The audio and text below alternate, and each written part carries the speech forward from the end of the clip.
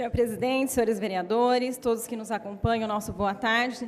Eu gostaria de iniciar as minhas palavras parabenizando o vereador Coronel Meira e já dizendo que pode contar com o meu total apoio com relação à moção.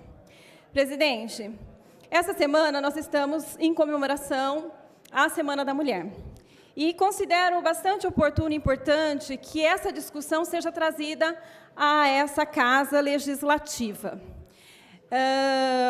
Ao longo da história, a mulher sofreu grande opressão, né?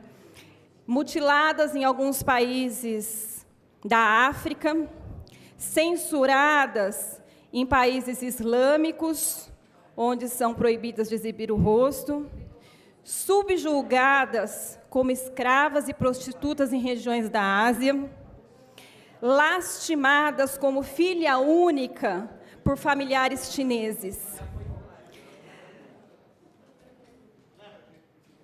Hoje, fazendo uma reflexão de toda a história, eu gostaria de propor aos senhores que acompanhassem que, no início, a mulher, assim apresentada a todos nós, nascida da costela de Adão, no início dos tempos, segundo a Bíblia, foi também a causadora do pecado original.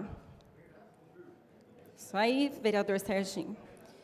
Durante muito tempo, as crenças religiosas deixaram a mulher em condição inferior ao homem, criando assim sociedades absolutamente patriarcais. As mulheres assumiram um papel de subordinadas, sem voz ativas, fadadas a uma situação de anonimato, cumpridoras de tarefas domésticas. A mulher, na verdade, ela tinha dois modelos a seguir: o de Eva, a pecadora, ou de Maria, a Virgem e Santa. Aquelas que não se comportavam ou não se contentavam em cumprir as suas funções sociais, de cuidar do lar e da família, e buscavam novas atitudes, eram chamadas de bruxas, pois fugiam do modelo passivo imposto até então.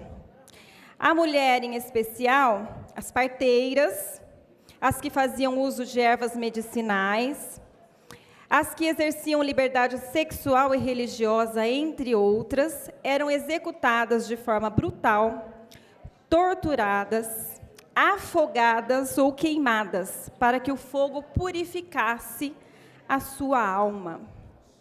Ao longo do tempo, com o surgimento de cidades, novos perfis de mulheres também começaram a surgir, em conformidade com as mudanças sociais da época.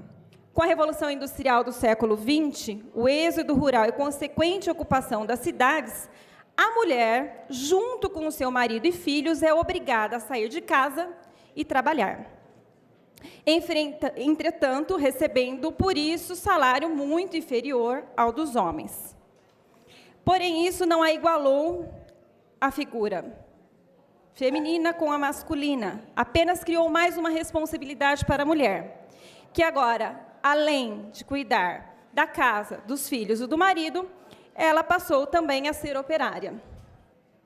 Ainda, em meio a uma sociedade patriarcal que, na passagem do século XIX para o XX, influenciadas por correntes liberais, algumas mulheres começaram a mostrar insatisfação ao seu estado de submissão. Surge, então, no Reino Unido e nos Estados Unidos, um grupo de mulheres brancas, intelectuais e pertencentes à classe média que buscaram se organizar e reivindicar os seus direitos. Essa seria a primeira onda do feminismo, como assim ficou conhecido. Na primeira onda do feminismo, a principal questão abordada foi o direito ao voto. Outras questões também foram levantadas, como o direito à propriedade, a reforma do casamento e a liberdade sexual. Com a consolidação do sistema capitalista, a mulher ganhou espaço no mercado de trabalho, mas como mão de obra barata, sob a alegação de que a mulher tinha que ser sustentada pelo marido. Após a Segunda Guerra Mundial, a imagem da mulher volta a ser, e com muita força, associada às responsabilidades domésticas e à criação dos filhos. Isso porque, neste contexto, existia uma mobilização para que as mulheres se retirassem do mercado de trabalho para dar espaço aos homens que retornavam da Segunda Grande Guerra. A imagem idealizada de esposa e mãe, simbolizada ternura, cuidado e apoio, definiu de maneira global o que se esperava da mulher nesse período. Nas décadas de 60 e 70, já aqui do século passado, inúmeras revoluções tomaram conta do cenário mundial. Movimento hippie, manifestações estudantis e manifestos contra a Guerra do Vietnã influenciaram e fortalecimento dos ideais feministas. Em 63, a francesa Betty Friedan lançou o livro Mística Feminina, o qual recolheu depoimentos de mulheres da classe média que correspondiam com o ideal de rainhas do lar. Com esse trabalho, Friedan percebeu que as mulheres não possuíam a felicidade que aparentavam ter, pois demonstravam um descontentamento com relação à própria imagem. De certa forma, Betty Friedan desmistificou o papel feminino na sociedade da época, contribuindo para que as mulheres revissem a luta pelos seus direitos. Os pensamentos e manifestações que se reestruturavam nessa época, em especial nos Estados Unidos e na França, configuraram-se a segunda onda do feminismo. Dessa vez, as feministas preocupavam-se com o fim da discriminação do gênero, buscavam a equivalência dos sexos, numa política de respeito às diferenças e igualdade de direitos. No mundo todo, o movimento foi pacífico, mas, eu diria, um tanto polêmico. Manifestações e passeatas foram promovidas com queimas de sutiãs, palavras de ordem tais como diferentes, mas não desiguais, a cor do batom é vermelha e a opressão também, e assim outras. O modelo de ser mulher entrou em crise e um novo perfil começou a se esboçar. Pressionada, a ONU declarou o ano de 1975 como o Ano Internacional da Mulher, e de 1975 a 85 como a década da mulher.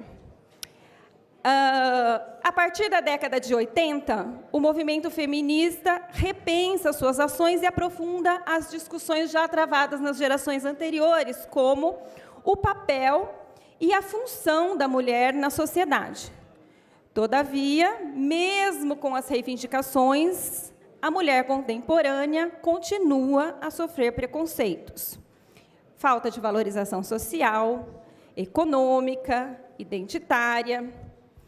E aí eu diria que a igualdade de gênero não é apenas um direito humano básico, mas a sua concretização tem enormes implicações socioeconômicas.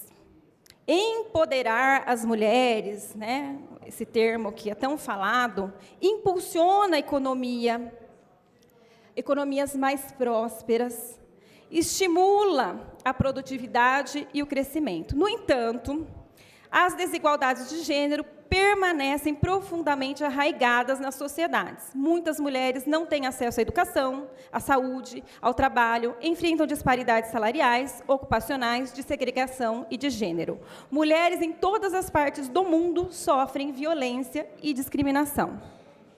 Estamos subrepresentadas nos processos decisórios, na política e na economia.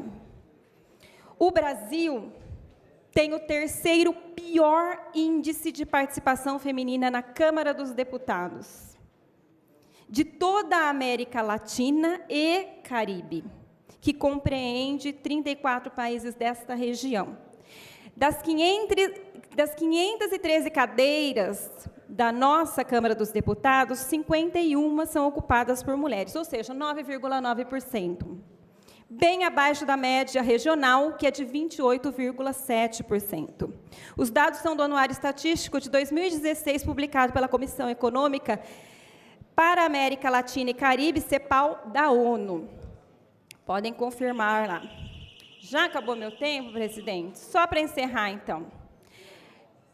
Mais uma curiosidade. A taxa de participação é bem menor do que dos países como Bolívia, que tem 53%, Cuba com 48%, México com 42%, Argentina com 35%.